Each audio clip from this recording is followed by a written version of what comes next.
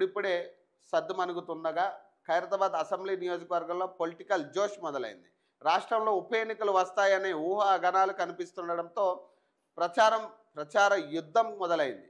Social మీడియాలో పోస్టులు రాజకీయ వేడిని పుట్టిస్తున్నాయి.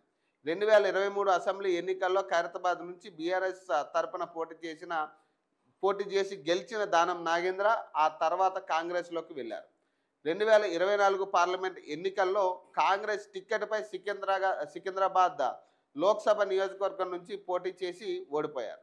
ఇదిలా ఉండగా ప్రస్తుతం ఎమ్మెల్యేల పార్టీ ఫిరాయింపు విషయంలో సుప్రీంకోర్టు సీరియస్ అవ్వడంతో అసెంబ్లీ స్పీకర్ తుది నిర్ణయం తీసుకోవాలని పరిస్థితులు వచ్చినాయి.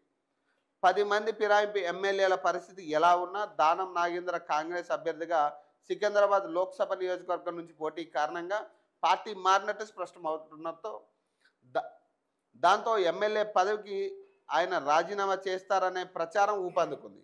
ఈ రాజీనామా చేస్తారని ప్రచారం ఊపందుకున్న నేపథ్యంలో 2 రోజులుగా ఖైరతాబాద్లో రాజకీయ సందడి నెలకొంది. మాజీ కార్పొరేటర్ కాంగ్రెస్ నాయకుడు రాజు యాదవ్ ఖైరతాబాద్కు ఉప ఎన్నిక వస్తే 30 ఏళ్లుగా పార్టీకి సేవ చేస్తున్న తనకు కాంగ్రెస్ టికెట్ కేటాయించాలని కోరుతూ ఖైరతాబాద్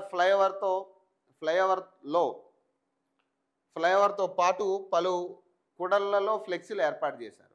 మరికొందరు ఇప్పటికే సీఎం రేవంత్ రెడ్డి కలిసి టికెట్ ఇవ్వాలంటూ దరఖాస్తు చేసుకున్నారు. ఇక బీఆర్ఎస్ రప్ప అంటూ సోషల్ మీడియాలో పోస్టులకు తెరలేపింది.